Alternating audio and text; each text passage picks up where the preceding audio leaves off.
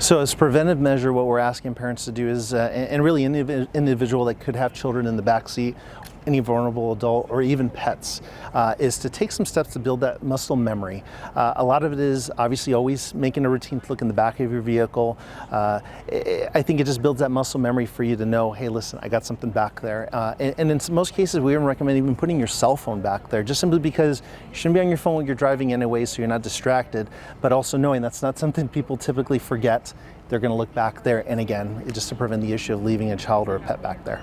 Just keep in mind, obviously out in the open, you got one temperature. Once you're looking inside the temperatures of vehicles, it goes up to 20, 30 degrees, if not more. And this happens very quickly. So just kind of as a demonstration, currently we are approximately about, I would say, well, it's currently reading about 95 degrees.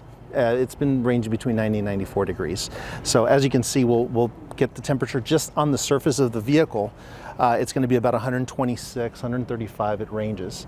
And as we have it mounted on side the dashboard in the vehicle there, it's over 140 degrees. Granted, it's in direct sunlight.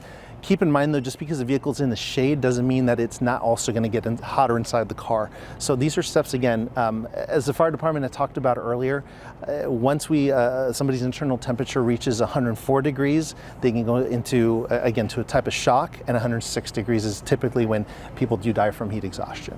So these are steps, again, they can happen very quickly. Obviously the younger, more vulnerable children and adults are going to be affected with this as well. And same thing with our pets, okay, because they're very important. That they can't survive these types of extreme temperatures. So taking these steps is going to prevent a tragedy from happening. So in 2017, Governor Ducey signed into law that covers Good Samaritans that want to take steps to be able to prevent these types of tragedies, or to be able to save an individual or a pet that's stuck inside these situations.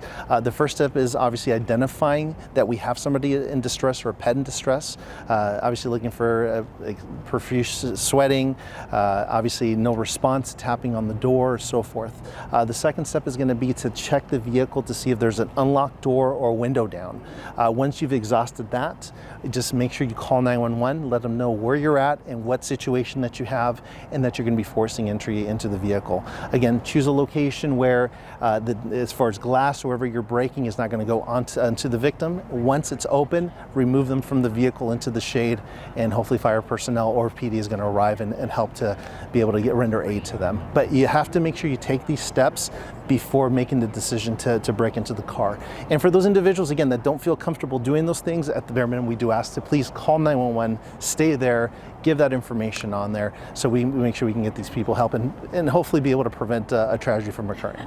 We're talking about Heat Safety Week here in the city of Phoenix, but because we know the temperatures and the great weather that we have out here, that it can happen any time of the year. As I told you, the temperatures in the vehicle can go from 20 to 30 degrees very quickly, and so we're at an 80-degree temperature, we're hitting 110 inside the car. So we get multiple calls like this every day. It's not unusual. People think that somebody may be immune to this, and it's not. That's why it's so important to be able to have those steps to prevent these things from happening. From a first responder perspective, again, it's getting in those scenes, but sometimes getting those quick phone calls, being able to get there and make entry into a car and to save a child from a tragedy occurring, it's huge. I'm happy to say that I've never been to a scene myself where I've seen that, but unfortunately these tragedies do happen. So which is why we're very passionate to make sure we get this information out there.